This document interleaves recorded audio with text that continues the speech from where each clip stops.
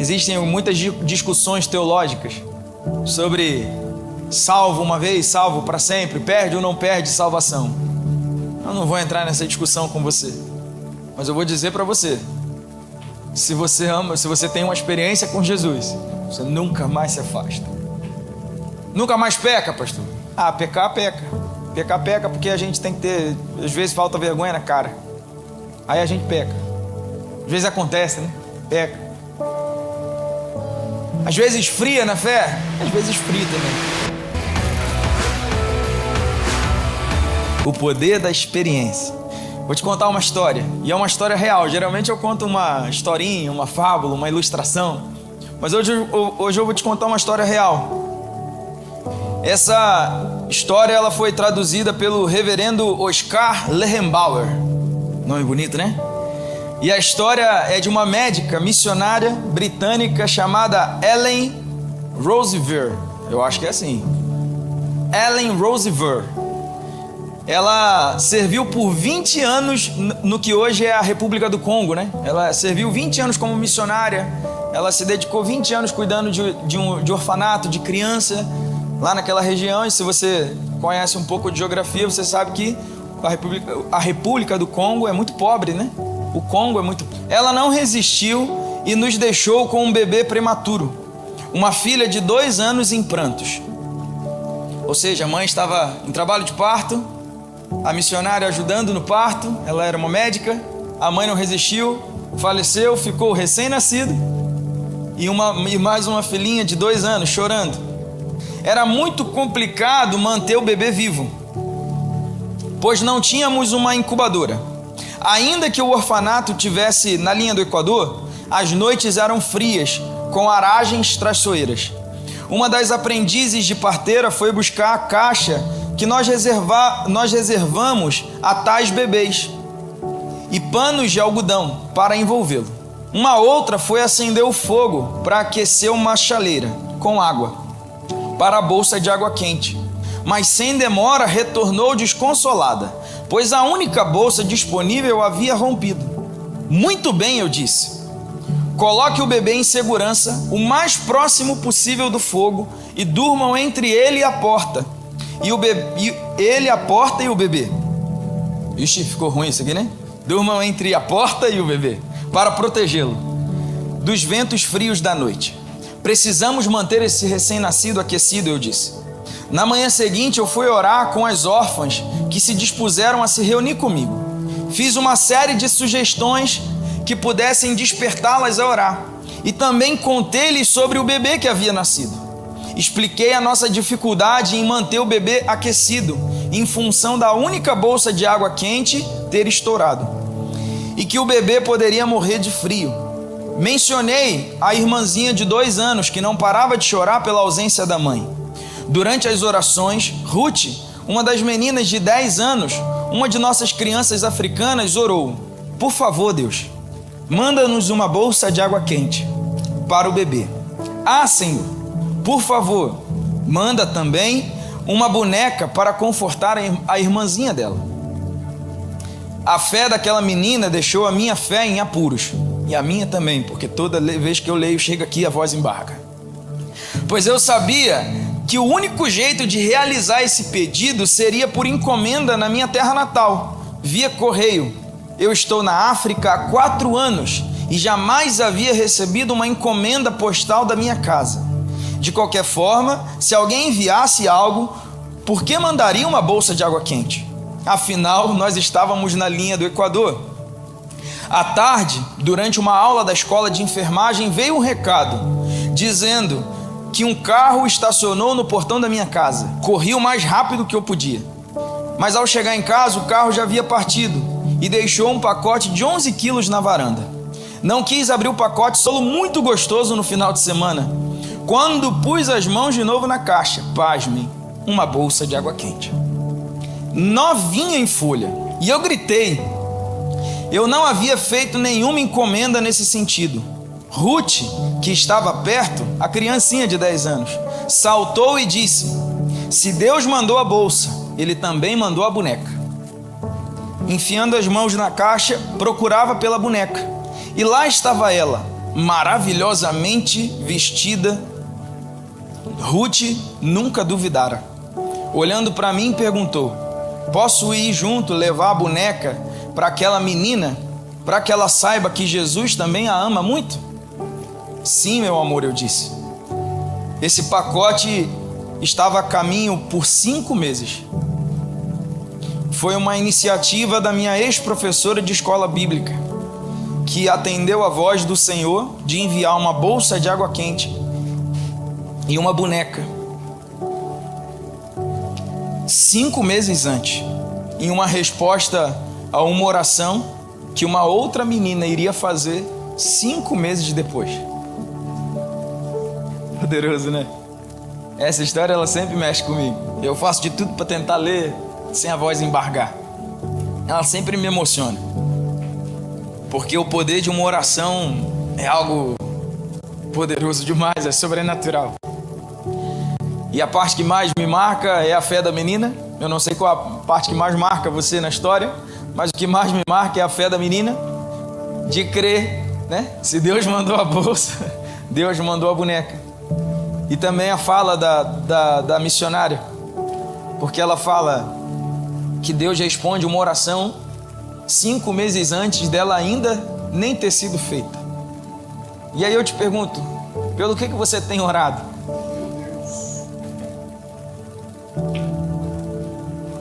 Se a gente pegar a história de Daniel, ele está fazendo uma oração, falando com o pai, pedindo a Deus para liberar algo,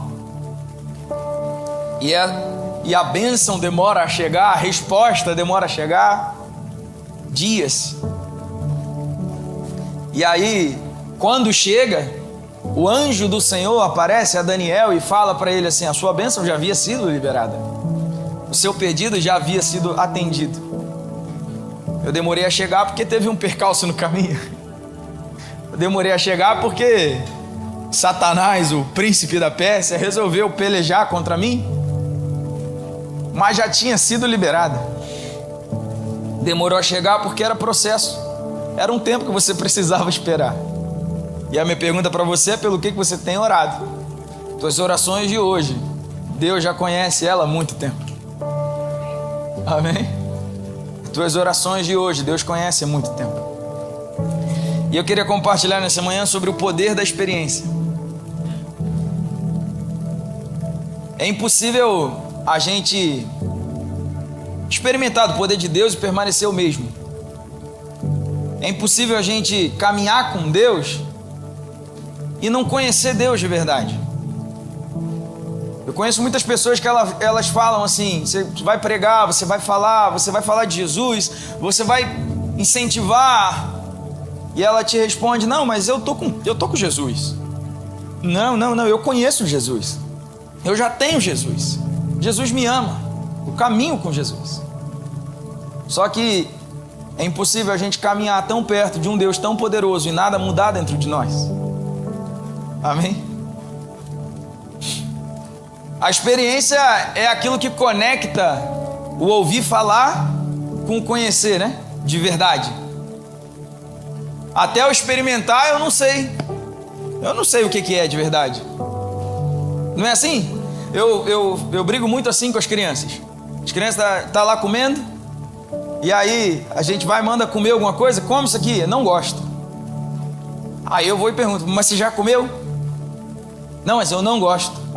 Falei: você já comeu? Não, mas eu não gosto. Então come. Depois que você comer, você decide se você gosta ou não gosta. Mas primeiro você come. Para conhecer, você tem que experimentar. Sim ou não? Eu me lembrei, né, hoje de manhã, do Hector. O Hector faz sei lá quanto tempo já tem, que ele botou na cabeça dele que ele não come batata. Não gosta de batata, não gosta de batata frita, não gosta de batata cozida, não gosta de maionese, não gosta de batata. Ele botou na cabeça dele. Aí um dia desse ele me pegou meio nervoso, a gente almoçando, e eu tinha feito o almoço. Aí que me pegou mais nervoso ainda, eu tinha feito a comida. Aí eu fui e botei maionese no prato dele. Eu não ia colocar. Eu não ia. Ele já falou que não gosta, eu não ia pôr. E aí ele Mas ele fez uma graça assim muito grande, hein? Meu pai estava comigo na mesa. Ele já fez a graça antes de eu falar qualquer coisa. Ele já fez um escândalo. Exagerado, meu Deus. Fez um escândalo, eu falei, agora você vai comer. Aí fui, botei a maionese, falei, agora você só levanta da mesa depois você comer essa maionese. Não sei se esse é o jeito certo de fazer as coisas, minha mãe pode te explicar melhor. Mas foi assim que eu fiz. A gente erra, pai, mãe erra, todo mundo erra. Eu não sei se era o jeito certo de fazer, mas foi assim que eu fiz.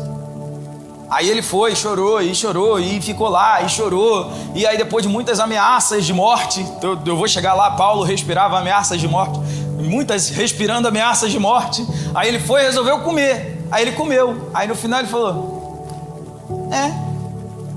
é bom. Aí a gente foi no McDonald's, semana passada eu acho. Aí pediu o lanche. Aí ele foi e virou, quero batata. Tá bom, aí compramos a batata. Aí ele sentou na mesa com a batata frita e virou e falou assim, como é que é? Eu amo a batata frita, essa é a minha batata frita preferida, é a que eu prefiro. Até semanas atrás ele não gostava de batata, agora ele ama batata e já tem a sua preferida. A gente só tem como dizer, né, se gosta ou não gosta de algo, se a gente experimentar aquilo. Então a experiência aqui é o que separa. A experiência ou é o que une o ouvir falar do viver. Quem é que já teve uma experiência com Deus? Se eu pedisse para você contar o teu testemunho aqui, você contaria aqui uma experiência com Deus. Na nossa caminhada cristã funciona da mesma forma, né? Enquanto eu não experimento do poder de Deus, eu não conheço Deus de verdade. Eu só conheço Ele de ouvir falar. Eu sou um leitor da história. Eu conheço os testemunhos dos outros. Enquanto a gente não experimenta do poder de Deus, a gente vive na nossa limitação humana.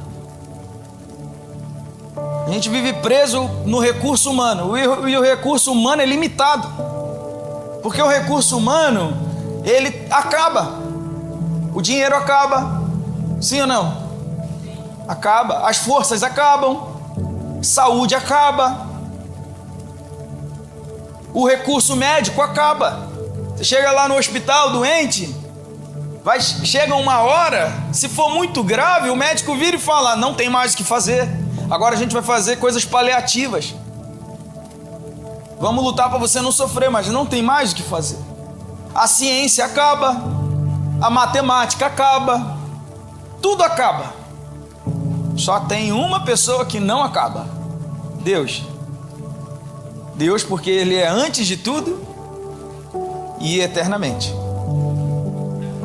Então, o poder da experiência, ele nos tira da limitação do recurso humano e nos coloca no campo da ilimitação. Quando a saúde acaba, a gente ora para restaurar. Quando o médico diz que não tem mais jeito, a gente ora para ele curar, não é assim? Quando falam, não, acabou o limite aqui, acabou, não tem mais o que fazer, a gente, não, você não conhece o Deus que eu sirvo. E assim a gente vai, de fé em fé, de glória em glória, de acordo com a palavra do Senhor. Por essa razão que a gente precisa buscar uma experiência com Deus. E se você nunca teve uma verdadeira experiência com Deus, eu te falo, você precisa buscar uma experiência real com Cristo. Porque senão a gente só vem aos domingos, ouve uma pregação, esquece ela durante a semana, vem no próximo, ouve outra pregação, esquece ela durante o próximo. A experiência é aquilo que nos mantém dia a dia. É aquilo que nos faz acordar pela manhã, orar. É aquilo que nos constrange a falar com o Pai. É o poder de uma experiência. A experiência com Deus transforma quem nós somos. Você pode falar para a pessoa do teu lado, a experiência com Deus transforma quem você é.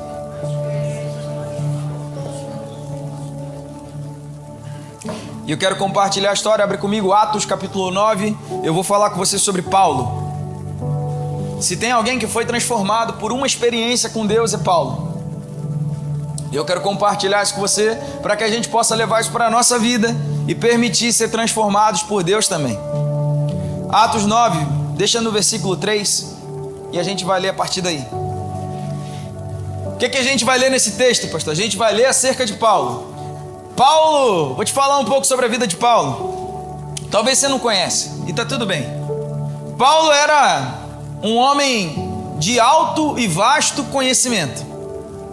Paulo, ele era estudado. Paulo tinha o maior nível de estudo possível da época. Paulo era um conhecedor, um mestre. Paulo, ele era... Se acredita que ele nasceu em família rica. A palavra vai dizer que ele estudou aos pés de Gamaliel, um mestre. Isso era para poucos. Paulo, ele tinha algo raríssimo à época, cidadania romana. Ou seja, Paulo era de alto escalão. Paulo, ele tinha aval do governo romano, do Império Romano, para caçar cristãos, para ir atrás daqueles que criam em Jesus. Ele tinha um aval, ou seja, ele era de grande influência. Paulo tinha homens debaixo do seu comando. Paulo era um cara grande. Saulo e Paulo é a mesma pessoa, tá, gente? É só a tradução que é diferente. Essa história de Saulo, Saulo, troca o teu nome para Paulo, isso aí como é que fala? Crendice. Saulo e Paulo é uma divergência só de tradução. Ou seja, Paulo era um cidadão romano, um cara influente, um cara que devia chegar além do medo que todo mundo devia ter dele, né? Um cristão ver Paulo era igual ver o Ice chegar lá na porta. Eu imagino que Paulo entrando na cidade, já deviam gritar: "Ô Ice!" "Ô Ice!" Mas esse não deporta não, esse degola, não deporta. Se deporta para outro plano. Esse era Paulo. E aí se você começar a pensar assim acerca de Paulo, você vai começar a ficar com raiva de Paulo. Só que, deixa eu te contar, Paulo era crente. Paulo cria em Deus. Paulo era judeu de nascença, conhecedor da lei, estudou a lei. Paulo sabia da lei, Paulo sabia da palavra. Paulo era crente. Tudo que ele fazia tinha uma razão. Ele fazia porque ele era crente. Só que Paulo era religioso e extremista. Quando Paulo começa a escutar, se coloca agora no lugar de Paulo, quando ele começa a escutar alguém dizendo que é Deus, pessoas dizendo que crê num Deus que veio, homem, um tal de Jesus. Quando Paulo começa a acreditar que tem gente dando nome para Deus, não, Deus é Jesus. É um crime religioso gravíssimo para o judeu. E aí Paulo, ele pega aquilo para ele e fala assim: não, eu vou matar esse povo. Eu vou acabar com isso, essa seita que tá nascendo. É isso que Paulo está pensando. Paulo está agindo em defesa da fé. E abrindo um parêntese, quantas vezes a gente também mata pessoas em defesa da fé? Paulo estava fazendo algo errado, achando que era certo. E quantas vezes a gente age errado, achando que está certo? E eu vou seguindo. Paulo conhecia muito bem, mas faltava uma coisa para Paulo. Adivinha o que é? Pergunta para o teu irmão, fala, adivinha o que é? Vê se ele vai falar para você. Responde. O que faltava para Paulo? Experiência. Estava faltando uma experiência de verdade com Deus. Era isso que faltava para Paulo. Paulo tinha o conhecimento, Paulo conhecia a letra, mas faltava o Espírito Santo, faltava a revelação para ele, faltava ele conhecer de verdade, faltava a experiência. E aí algo acontece, Atos 9, versículo 3. Enquanto seguia pelo caminho, ao aproximar-se de Damasco, subitamente uma luz do céu brilhou ao seu redor. Ele caiu por terra e ouviu uma voz que lhe dizia: Saulo, Saulo, por que você me persegue? Ele perguntou: Senhor, quem é você? E a resposta foi: eu sou Jesus, a quem você persegue. É impossível crer em Jesus sem ter uma experiência com Ele. Fico imaginando Paulo agora ouvindo uma voz dizendo que a quem ele perseguia, ele estava matando os outros por causa disso, e agora ele ouvindo uma voz: eu sou aquele a quem você persegue, eu sou Jesus. Eu imagino como isso marca Paulo. E é curioso a gente pensar que para poder enxergar Jesus, Paulo para de ver. Se a gente continuar lendo lá em Atos 9, versículo 8, diz que então Paulo levantou do chão e abrindo os olhos nada podia ver. Paulo fica cego. E é curioso, quando eu olho para isso, algo vem no meu coração. Para conseguir enxergar Jesus, nós precisamos parar de ver a nossa limitação humana, os nossos recursos humanos. Porque o recurso humano nos impede de ver o recurso divino. Quem está me entendendo? Aquilo que eu sou, aquilo que eu tenho ou não tenho, isso me impede de ver. E a gente vai caminhando como Paulo, achando que está fazendo algo certo, mas indo para o caminho errado. A gente vai caminhando como Paulo, cortando cabeça por aí, achando que está fazendo certo, só que agindo errado, porque a gente está vendo demais, enxergando demais, quando na verdade Deus fala assim para Paulo: fecha os teus olhos para você me ver. Para de ver um pouquinho. Imagina a comitiva, Paulo chegando na cidade em Damasco, ele andava com uma comitiva, e aí Paulo está chegando, poderoso. Se alguém aparece para Paulo e fala assim: eu sou Jesus a quem tu persegue, Paulo sacava uma espada ou mandava sacar. Paulo ia falar assim, alguém ia falar: eu sou Jesus a quem tu persegue, Paulo ia falar: eu sou Paulo, eu sou Saulo, o líder desse pessoal aqui tudo aqui, ó.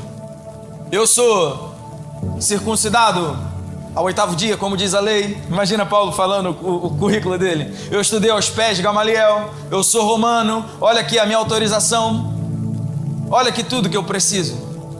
Se alguém viesse para Paulo, se Paulo ficasse com os olhos abertos, Paulo ia enxergar o recurso dele, jamais veria Jesus.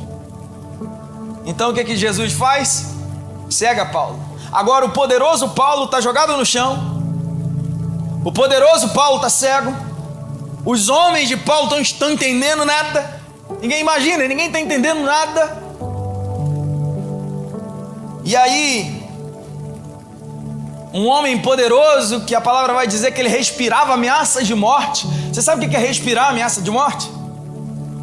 Quem imagina o que seja respirar ameaça de morte?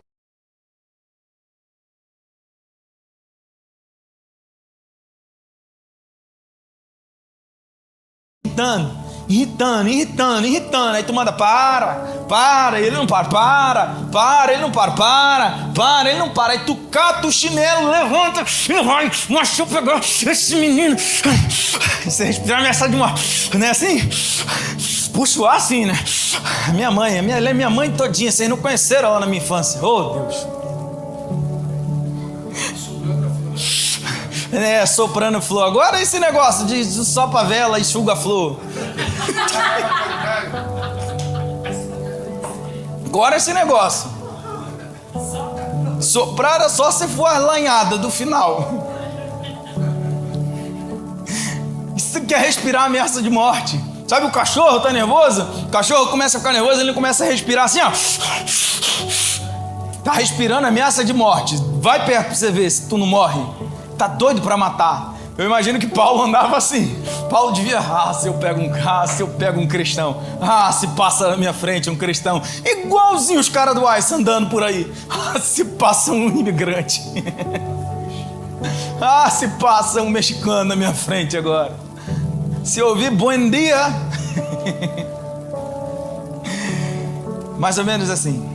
Agora o poderoso Paulo, que respirava ameaça de morte, está lançado no chão, envergonhado, completamente dependente de todo mundo, cegado pelo esplendor da glória de um homem, no caso Deus, mas um homem a quem ele dizia não ser Deus. E agora ele está cegado pelo esplendor dele e ouvindo a voz dele dizendo: eu sou aquele a quem você persegue. Tudo que ele cria está sendo quebrado.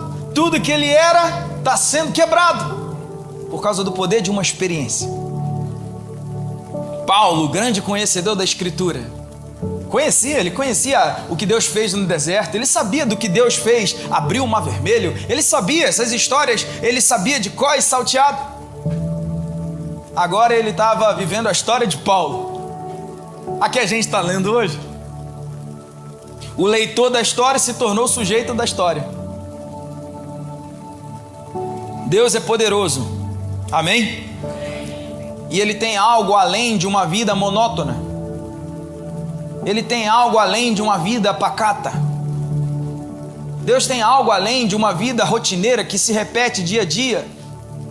A vida, ela se torna rotineira. A gente acorda, trabalha, volta, descansa, dorme, acorda, trabalha, volta, descansa. Aí você pode falar, não, mas eu faço uma coisa ou outra. Faz. Aí se bebe aí.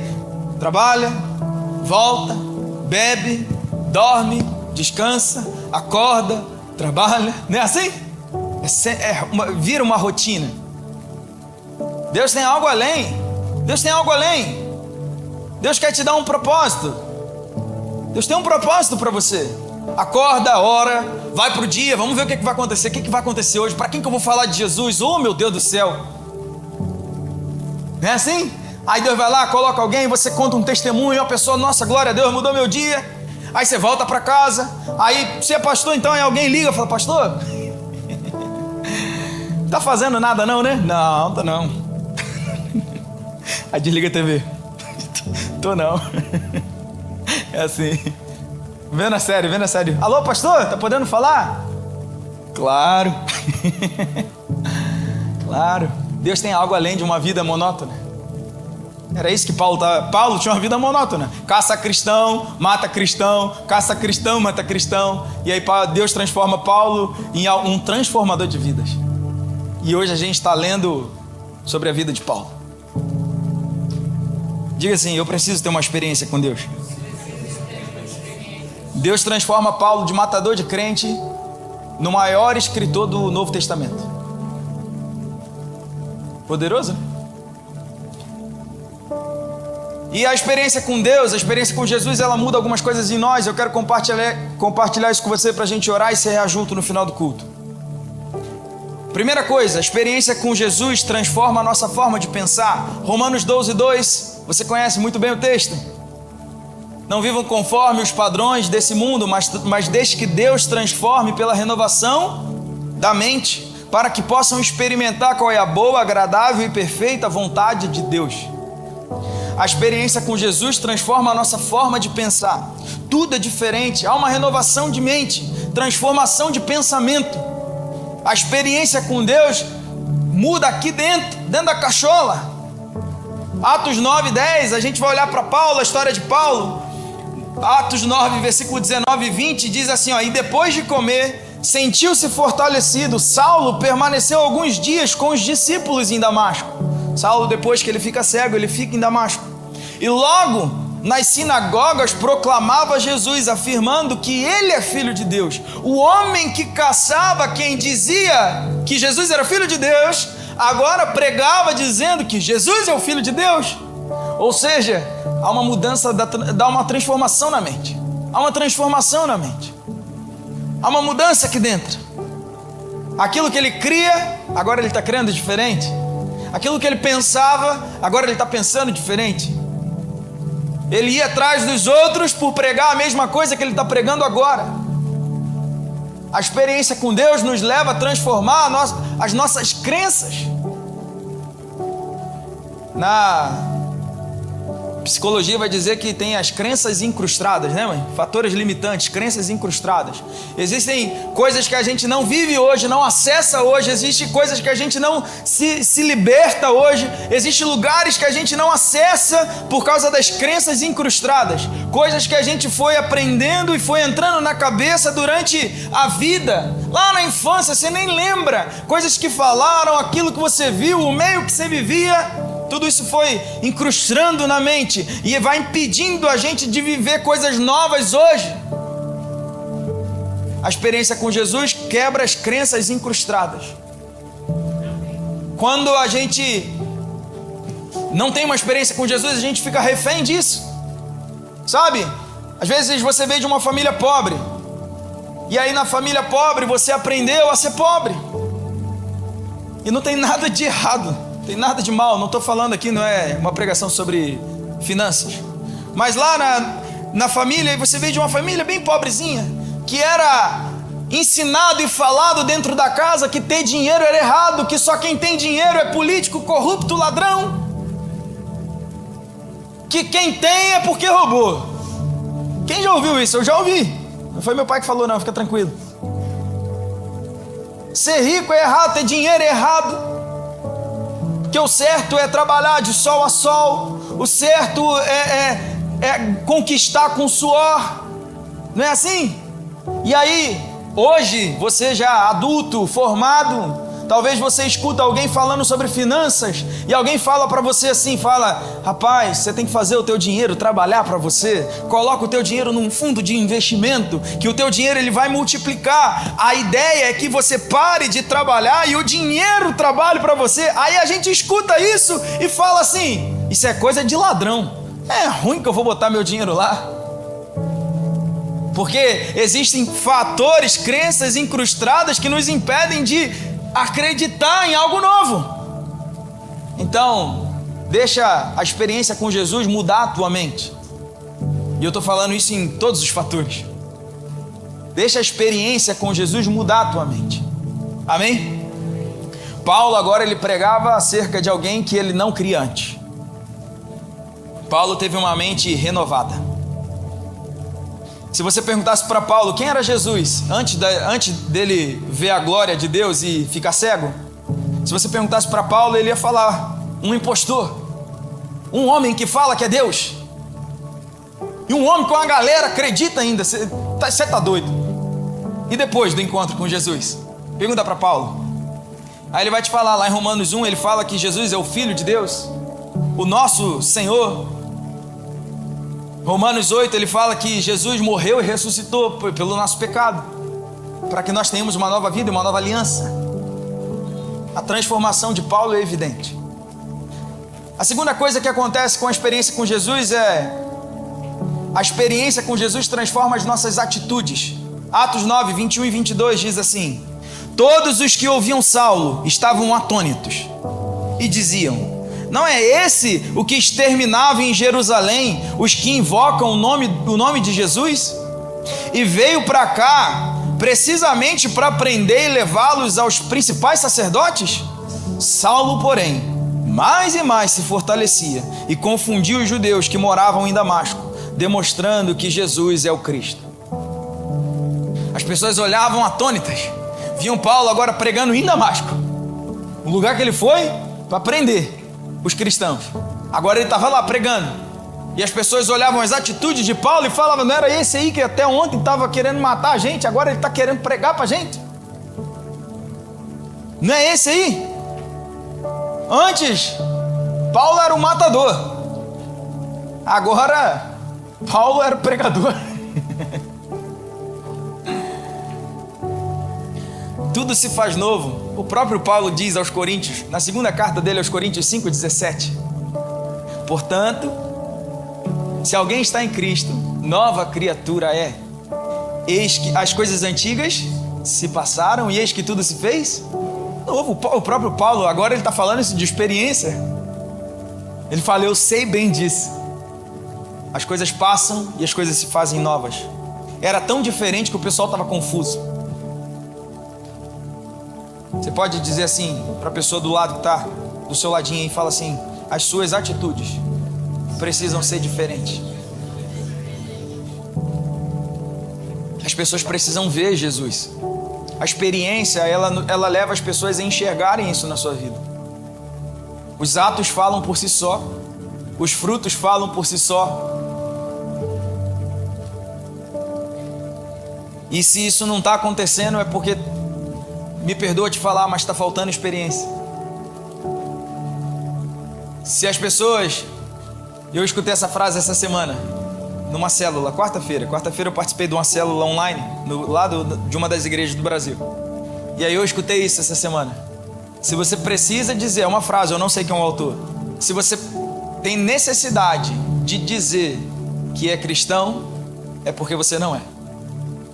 Eu ouvi essa frase e ela me marcou. Porque os frutos falam por si só. As atitudes falam por si só. A presença é diferente. O sorriso é diferente. O semblante é diferente. A fé é diferente. A esperança é diferente. Enquanto está todo mundo enlouquecendo, você vai ficar tudo bem. Enquanto está todo mundo perdendo a esperança, você diz: calma, vamos orar. Enquanto tem alguém chorando, você dá um abraço e fala: Jesus é contigo. Nós precisamos de uma experiência. Você pode dizer assim: eu preciso de uma experiência com Jesus. A terceira coisa, a experiência, ela traz ousadia. Ousadia. A experiência traz ousadia. Atos 9, 28 diz assim: e Saulo ficou com eles em Jerusalém, entrando e saindo, pregando ousadamente em nome do Senhor. Se você pensar agora, é uma questão até de lógica e muito fácil de raciocinar isso. Paulo agora estava sendo caçado. Paulo agora entrou para o time daqueles que estão sendo caçados. Paulo perdeu o green card. Paulo estava sendo procurado. E a palavra vai dizer que agora ele continuava pregando ousadamente. Ousadamente. Ousadia. Eu não preciso te contar sobre os feitos de Paulo. Você conhece muito bem. Estou te falando do início da caminhada de Paulo, né? Mas Paulo, ele avança com ousadia. Paulo escreveu 13 dos 27 livros do Novo Testamento. Tem 27 livros no Novo Testamento, Paulo escreveu 13. É o maior escritor do Novo Testamento.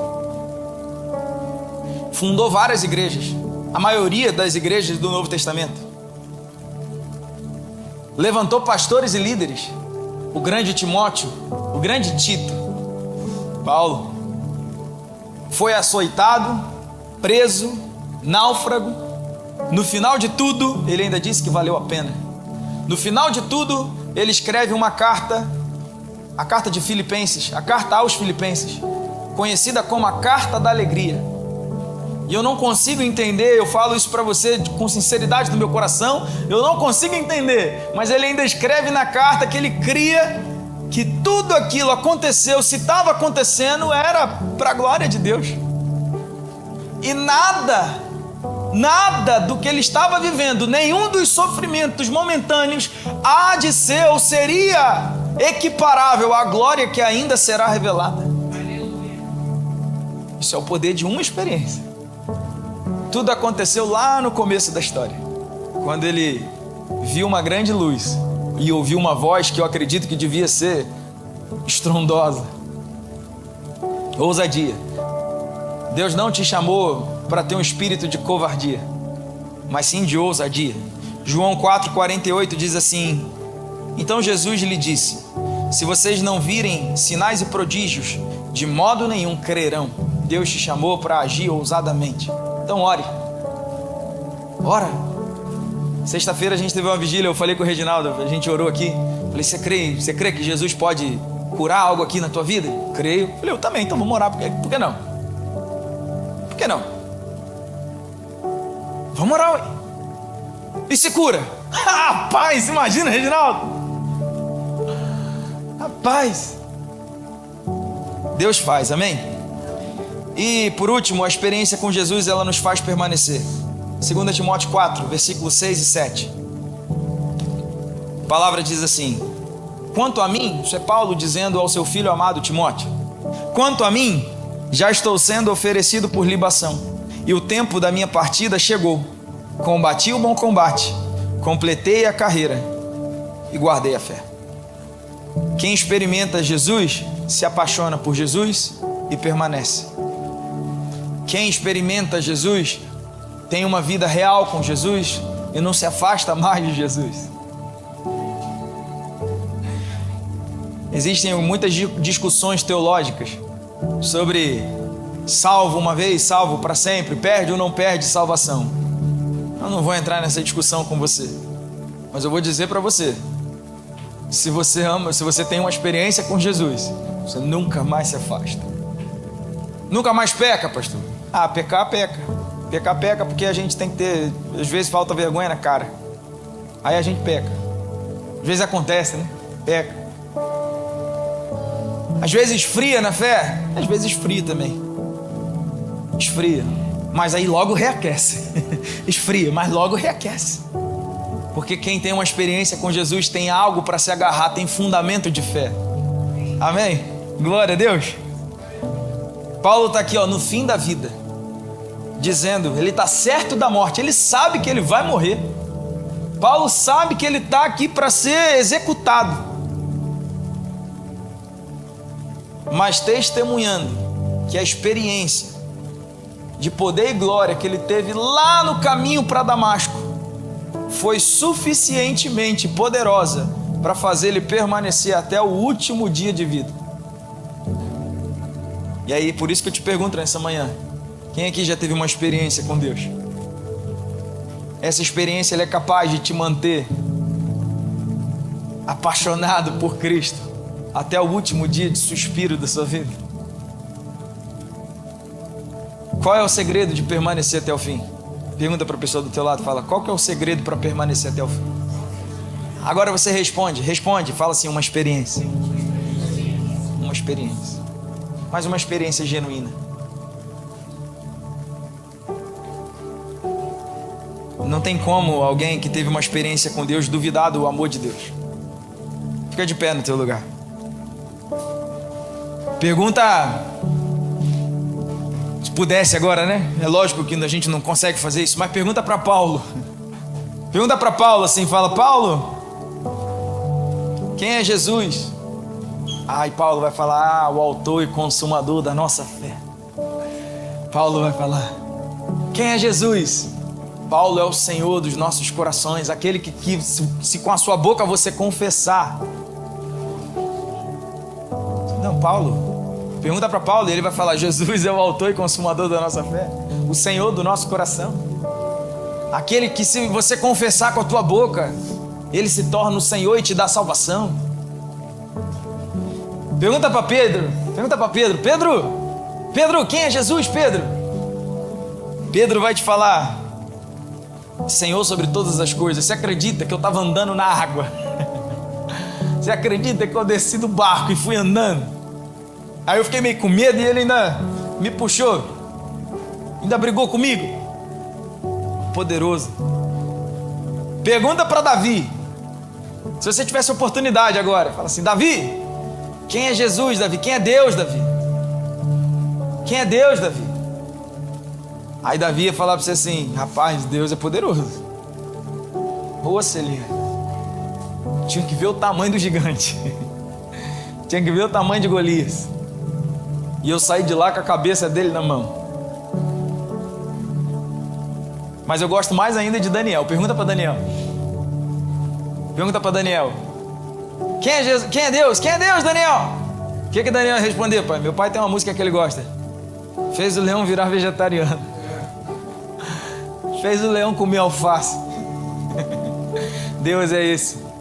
Deus, ele faz os gigantes da nossa vida caírem. Deus, ele faz os leões da nossa vida comer alface. Jejuar.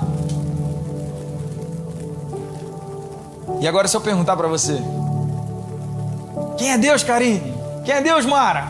O que você responde? O que você responde para ele? Qual a experiência? E para a gente orar, pastor, eu preciso então de uma experiência. Mas eu estou tentando, pastor. Eu venho na igreja, estou tentando, mas eu nunca tive uma experiência com Deus. Deixa eu te falar, só dá para viver uma experiência com Deus quem cava o coração de Deus. Só tem experiência com Deus quem se permite viver uma experiência com Deus. Quem se permite, quem quer, fala assim, eu quero, eu oro, eu vou orar, eu vou clamar, eu vou jejuar. Se não é igual ir tomar banho na chuva, com capa de chuva, guarda-chuva, galocha e querer sair molhado.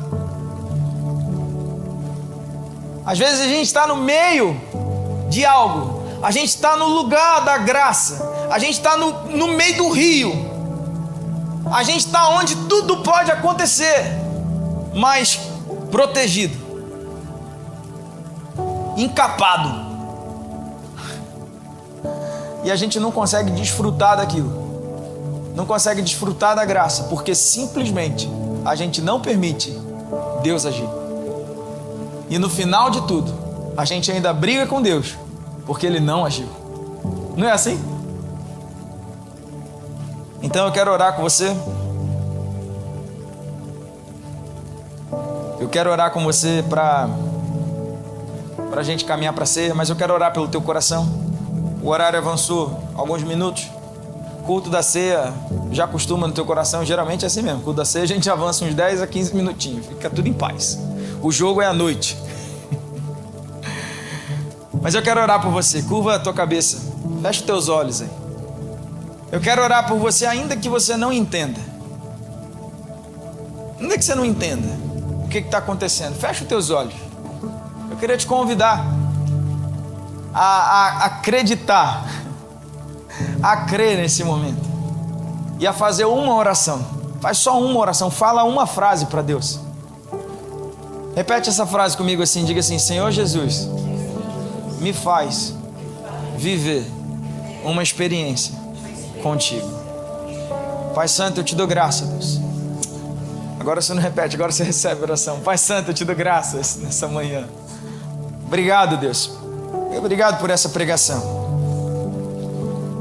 Eu te peço, Jesus, visita o coração de cada um aqui. Há aqueles que nunca experimentaram o Senhor. Há aqueles que já experimentaram, mas não entenderam. E há aqueles que são apaixonados e navegam no teu rio. Eu te peço, Espírito Santo, sonda os nossos corações nessa manhã. Nos dá uma experiência de vida contigo, Deus.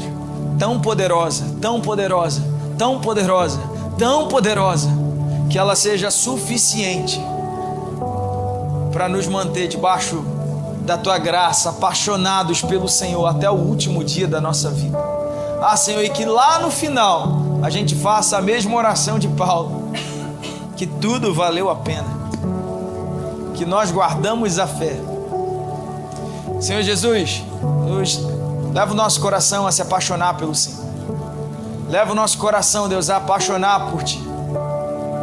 Leva o nosso coração, Deus, a ser cativado pelo Teu amor. Tira as resistências. Eu te convido a fazer isso nessa manhã.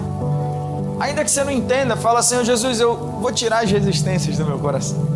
Então faz alguma coisa. Então faz alguma coisa. Faz essa oração. Diga assim: então faz alguma coisa. Eu tiro a capa. Eu fecho o guarda-chuva. Deixa o rio de Deus fluir no teu coração. Em nome de Jesus. Paz, família, eu sou o pastor Felipe Almeida, estou passando por aqui para te deixar aquele abraço. Queria te agradecer por você ter assistido esse vídeo, espero que essa palavra tenha tocado o teu coração e venha transformar a sua vida. Olha, você não pode esquecer, se inscreve no canal, curte esse vídeo, manda ele para alguém, porque vai abençoar a vida de alguém, eu tenho certeza. E mais, por aqui em algum lugar na tela está aparecendo um vídeo, clica nele, assiste, entra no canal, olha as outras pregações, porque eu tenho certeza que vai valer a pena. Tá bom? Muito obrigado, Deus te abençoe, fica na paz, um abraço.